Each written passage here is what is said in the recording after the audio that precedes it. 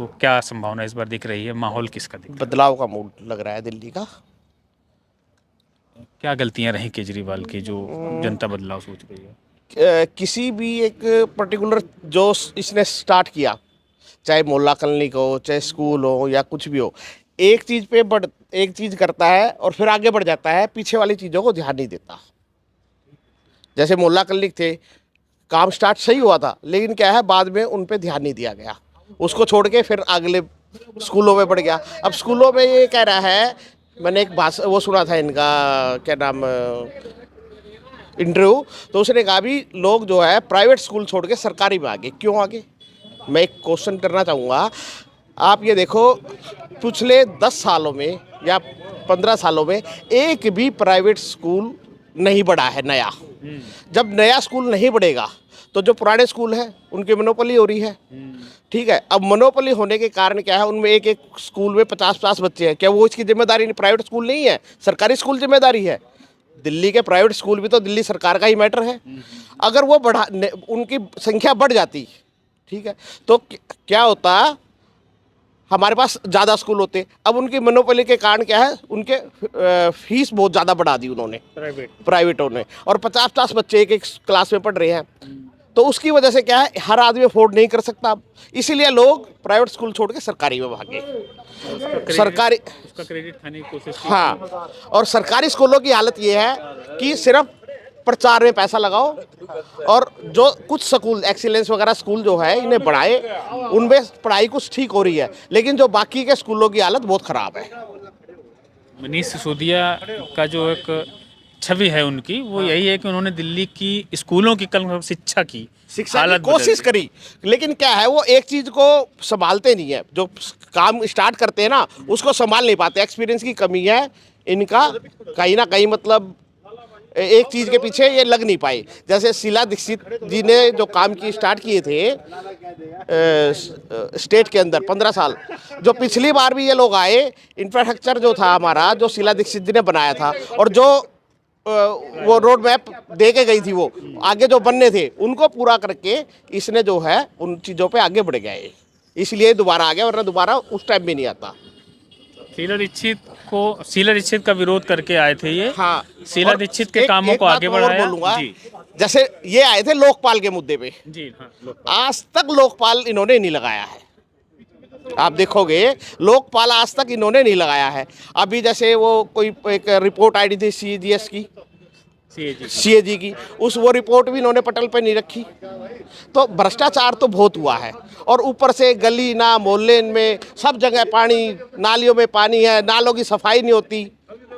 Road जो है, जो अच्छे भले रोड बने हुए थे पहले के, वो भी तोड़ के इन्होंने सब बेड़ा गर्क कर दिया। इतना बुरा हाल है, गाड़ियाँ नहीं जा पाती हमारी घरों तक। अभी उनका ये है कि मतलब LG ने काम नहीं करने दिया, बेसिकली बीजेपी ने। उनका जो कोई प्रोजेक्ट होता है, क्योंकि फुल स्टेट नहीं है दिल्ली, तो वो तो अप्रूवल के लिए जाता है LG के पास। LG है सेंट्रल का, तो वो मना कर देते हैं। तो देखिए, मेरी 50 साल की उम्र है, मैंने पहले भी जो है ना बहुत बार इलेक्शन देखे हैं, अपोजिट सरकारें भी देखी है। शीला दीक्षित ने भी जब सरकार बनी थी तो अटल बिहारी जी वाजपेयी जो हमारे प्रधानमंत्री थे, रोंग थे, वो भी अपोजिट थे। पहले नरसिम्हा राव जी प्रधानमंत्री थे, तो मदन लाल खुराना जी जो थे वो मुख्यमंत्री थे। इतना खिंचाव उनमें भी नहीं था, उन्हें जनता की सेवा करनी थी, लेकिन ये लोग नहीं कर पाए। ये इन्होंने बहुत राजनीति का सत्र जो है ना आपस में बहुत ज़्यादा नीचे गिरा दिया। तो इनके कई सारे कैंडिडेट ऐसे भी हैं जो दिल्ली दंगों के आरोपी रहे हैं। हाँ। है ना, ऐसे में मतलब एक तरफ रामायण की कहानियां सुनाना, अभी सुनाई कि वो रावण बन करके आया, पुजारियों के लिए एक मुफ्त धनराशि की मंथली उसकी घोषणा करना, तो क्या जो है मुस्लिम वोट बैंक इनका खिसक रहा है, या ये दोनों में बैलेंस साधने की कोशिश कर रहे हैं? ऐसा है, मुस्लिम वोट बैंक जो ना वापस अब कांग्रेस की तरफ जाएगा। कांग्रेस पूरा ताकत लगा रही है, क्योंकि इन्होंने मुस्लिमों ने भी ये देख लिया है, ये सिर्फ अवसरवादी राजनीति कर रहा है, वोट बैंक की राजनीति कर रहा है। अब जहाँ से इसे वोट मिल जाए, ठीक है, सिर्फ उसको हम लोग बढ़ा दें बस। अब अगर इसने पैसे देने थे पुजारियों को, तो 10 साल पहले जब मौलवियों को पैसे दिए थे, जब क्यों नहीं दिए? अब क्यों याद आई पुजारियों की? अच्छा, आतिशी मारलेना को बनाया इन्होंने मुख्यमंत्री, एक महिला होने के नाते। दिल्ली का भी चलो ये था कि दिल्ली की कमर एक महिला के हाथ में है, क्योंकि महिलाओं की तरक्की की बहुत बात करते हैं। अब चुनाव के बाद फिर ये इन्होंने आतिशी को ही क्यों नहीं दावेदार बने रहने दिया? खुद ये क्यों कहा कि अगर चुनाव हम जीते तो हम मैं बनेंगे? आपको एक बात बता दूं, ना आतिशी बनेगी। हाल तो ये पहली बात तो ये इनकी सत्ता ही नहीं आ रही है। अगर सत्ता में आ जाते हैं, ना आतिशी बनेगी, ना मनोज सिसोदिया बनेगा, ना केजरीवाल बनेगा। ठीक है, अगर गलती से इन लोगों की सत्ता आ गई, ये तीनों हारेंगे और ये जानबूझ के इन दोनों को हराएगा और खुद भी हारेगा। सही है, ये क्या चाहेगा, अगर मैं अपनी वाइफ को लेके आऊं और उसको बनाऊं। ये लिख लो आप मेरी बात, ये सुनीता केजरीवाल को आगे लेके आएगा, कि खुद तो बन ही नहीं सकता।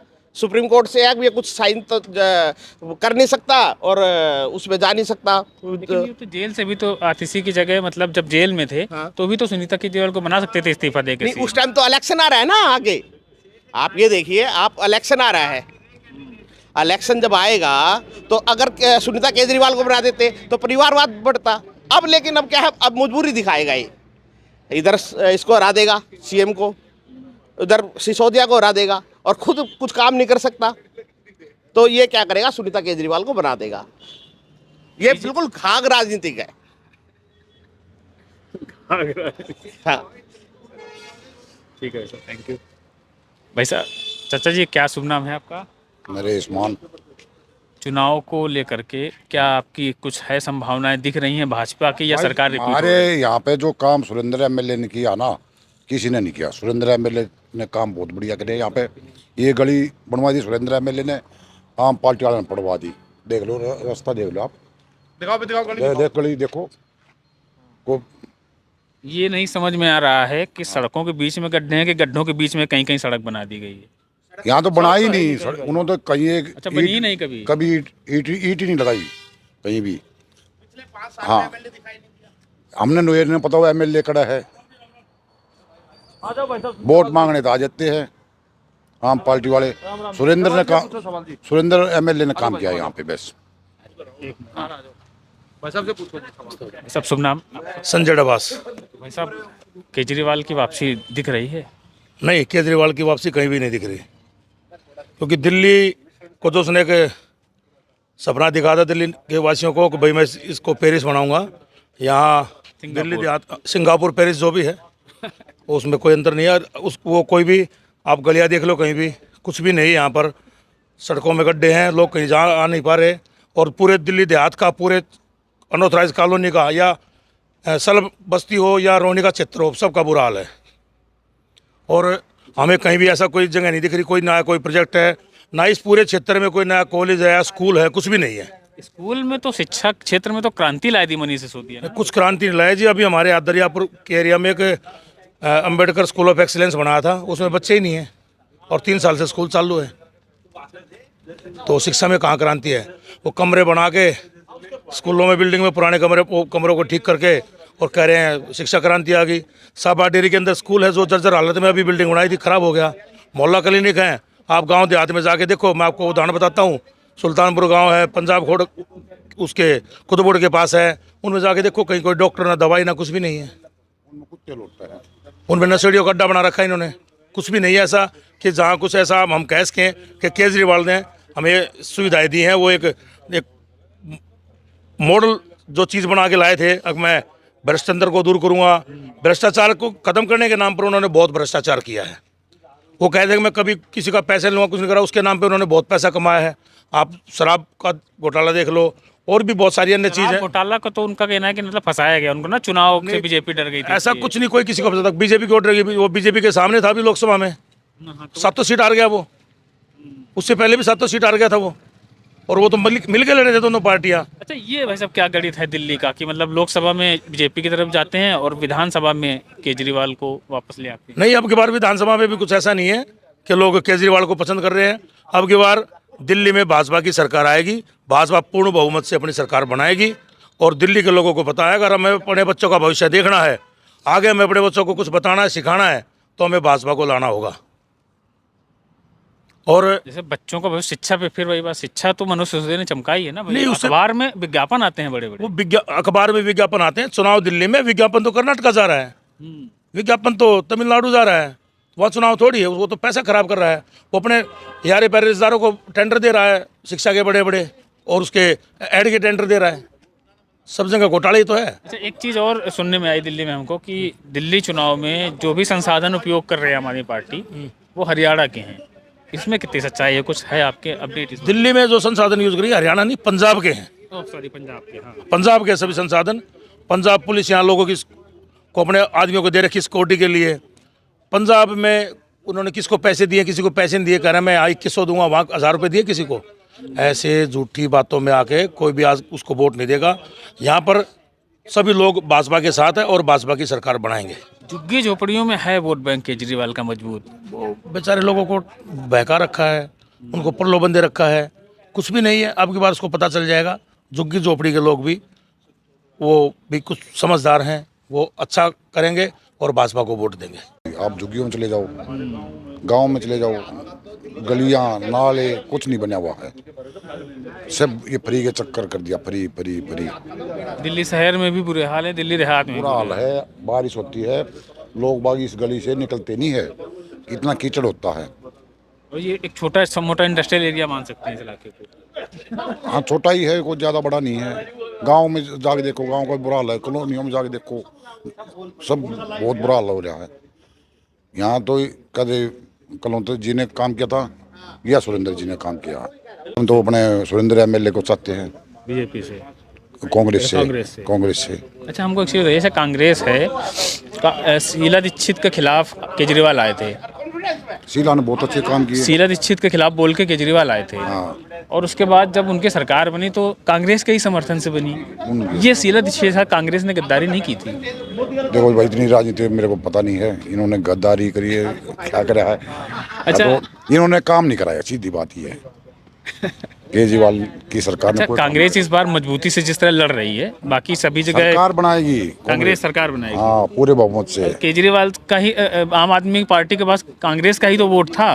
वोट बट जाएगा, बीजेपी को फायदा नहीं हो जाएगा वैसे? देखो भाई, किसको फायदा होगा, कांग्रेस की उम्मीद हमने तो। कांग्रेस की तरफ से अच्छा सीएम कैंडिडेट कौन आपको दिखता है दिल्ली में? अभी तो डिक्लेयर नहीं है, वो तो पार्टी जीतेगी, वो तो कैंडिडेट के ऊपर है वो तो। दिल्ली देहात में कोई काम नहीं किया, झुग्गी झोपड़ियों में काम किया है। झुग्गी झोपड़ियों का अच्छा खासा वोटर है उनके पास, तो फिर आप कैसे कह सकते हैं कि बीजेपी आ जाएगी? झुग्गी झोपड़ी दिल्ली में कितनी है ना, बहुत कितना ज्यादा वोट बैंक है बहुत ज़्यादा वोट बैंक है। केजरीवाल का। हाँ, तो फिर आप कैसे कह रहे हैं कि बीजेपी आ जाएगी? आ जाएगी, मेहनत करे। 10 साल कुछ नहीं किया उसने। बिजली पानी सब फ्री दे रखा है, महिलाओं फ्री बसें फ्री दे है। रखा है, किसी को राशन बोल देता है राशन फ्री, किसी को कुछ नहीं दे रहा। तो फिर ऐसे ही 4-4 बार मुख्यमंत्री बन गए। सर मेरी पूरी बात सुनो। सुनाइए। मुख्यमंत्री दिल्ली देहात में तो कुछ भी नहीं किया, कुछ भी नहीं किया उसने। दिल्ली देहात जो है पूरी तरह दरकिनार रही है। ना पूरा नाली क्या टूटी रहता पड़ी है, सड़कें टूटी पड़ी है पूरी दिल्ली देहात की। कॉलोनियों की नाली गली कुछ नहीं बना। है। लेकिन कॉलोनियों को बनाने का तो दे दिया ना सिस्टम, पक्की बन गई, पहले कच्ची कॉलोनियाँ थी। कच्ची कॉलोनी रजिस्ट्रियाँ कहाँ हो रही है? अब बंद कर दी, सब सारे काम बंद कर दिए। तो वो कह रहा है कि एलजी और बीजेपी वाले काम नहीं करने दे रहे हमको। कौन कौन कर रहा है? केजरीवाल। झूठ बोल रहा है। झूठ तो ईमानदार की बात करके आए थे, झूठ कैसे बोलेंगे भाई? भाई साहब ईमानदार की बात करके आए थे, आप समझदार हो तो। अब जेल से छुट के आया है, कोई काम ही नहीं करता। तो वो तो कोर्ट ने रोक लगा रखी, उसको जेल अच्छा खासा काम कर रहा तभी तो डर के जेल भेज दिया था उसको। शराब घोटाले में जेल में गया था वो। तो आपको लगता है वो घोटाला सही था? हाँ सही था, सबको पता है, पूरे देश को पता है घोटाला सही था, जब तो जेल गया है वो। वो तो कह रहे हैं वो फंसाया गया। नहीं, ऐसे कैसे फंसाया गया है?